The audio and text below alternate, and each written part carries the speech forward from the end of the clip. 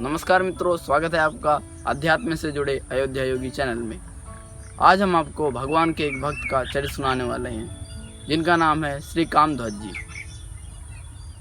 उदयपुर में एक सेवक परिवार रहता था, जिसमें 4 भाई थे। 3 भाई तो राजा के यहाँ जाके सेवा करते थे और एक भाई था जो जंगल में रह के भगवान का भजन करता था और भोजन करने के लिए घर आ जाता था। इस प्रकार से तीनों भाई रोज़ राजा के महल में जाते और उनकी सेवा करते और ये जंगल में रह के भगवान का भजन करते। एक दिन क्या होता है कि जो ये 3 भाई होते हैं, ये सोचते हैं कि जाके हम अपने छोटे भाई से कह देते हैं कि आप भी राजा के महल में चले जाए करिए, जिससे कि हमें भी कुछ धन प्राप्त हो जाएगा।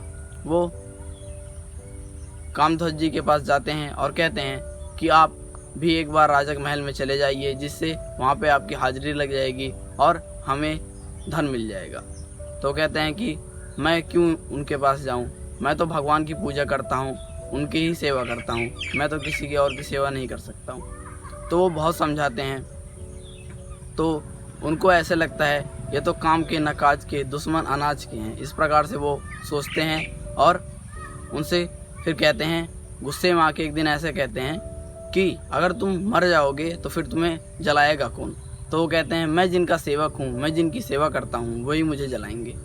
ऐसे ही क्या होता है, एक दिन वो भोजन कर रहे होते हैं, उसके बाद फिर वो जंगल में जाते हैं तो जंगल में उनकी ही मृत्यु हो जाती है। तो क्या होता है, अब वो तो ये बात कह के चले जाते हैं, उनके देह में से प्राण निकल जाते हैं, मतलब उनकी आत्मा निकल जाती है, शरीर उनका पड़ा रहता है। तो वो तो कह के चले जाते हैं कि मेरी चिता को तो भगवान जलाएंगे।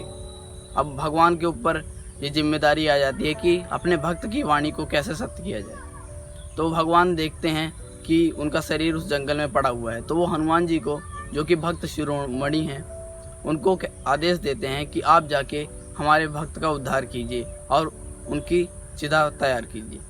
हनुमान जी क्या करते हैं, बहुत सारे चंदन की लकड़ियाँ इकट्ठा करके लाते हैं और उसकी एक सुंदर चिता तैयार करते हैं, उस पर उनका शरीर रखते हैं और उसके बाद उसमें फिर अग्नि लगाते हैं। देखिए उनका कितना बड़ा भाग्य है कि साक्षात हनुमान जी उनकी चिता में आग मतलब अग्नि दे रहे हैं, उनका देह संस्कार कर रहे हैं। उसके बाद क्या होता है कि उसके बाद उनकी जब शरीर जलने लगता है तो उसमें से धुआं निकलता है। उसके बाद हनुमान जी अग्नि लगा के चले जाते हैं, मतलब उसके बाद धुआं हो जाता है और चारों तरफ उनके धुआं फैल जाता है, जिससे कि उस जंगल में कुछ प्रेत रहते हैं, जिससे उन सब की शुद्धि हो जाती है, क्योंकि वो भगवान के भक्त होते हैं और वो भी जब उनके स्पर्श में, जब उनके मतलब सुगंध सूंघते हैं उस धुएं की और उनके ऊपर जब स्पर्श होता है उन धुओं का, तो वो मुक्त हो जाते हैं और वो परमधाम को चले जाते हैं। फिर क्या होता है कि एक प्रेत ऐसा रहता है जो उस समय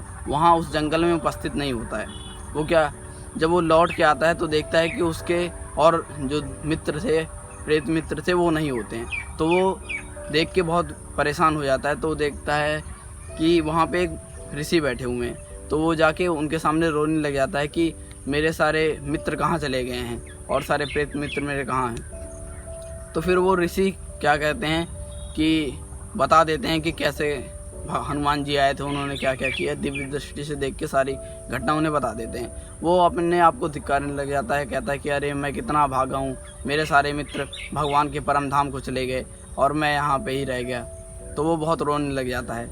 तो जो ऋषि होते हैं उनको बहुत दया आ जाती है, तो वो कहते हैं चलो मैं कुछ सोचता हूँ। तो वो जो प्रेत होता है कहता है कि इनकी चिता में कुछ अग्नि अभी शेष है, इसमें कुछ थोड़ा सा तृण या फिर काष्ठ या लकड़ी डाल दीजिए, जिससे कि और धुआं उठने लग जाए, जिससे मेरी भी मुक्ति हो जाए। तो इस प्रकार से वो उसमें लकड़ी डाल देते हैं और थोड़े से तिनके सूखे डाल देते हैं, जिससे कि उसमें से धुआं निकलने लग जाता है। अब जब धुआं निकलता है तो जब इस प्रेत से स्पर्श होता है तो वो भी परमधाम को चला जाता है। तो आज की कहानी में बस इतना ही। धन्यवाद। अगर आपको ये कहानी अच्छी लगी हो तो लाइक करें, हमारे चैनल को सब्सक्राइब करें और ऐसी ही वीडियो और सुनने के लिए डिस्क्रिप्शन में जो लिंक है उस पर क्लिक करके आप और भी कहानियाँ सुन सकते हैं। धन्यवाद।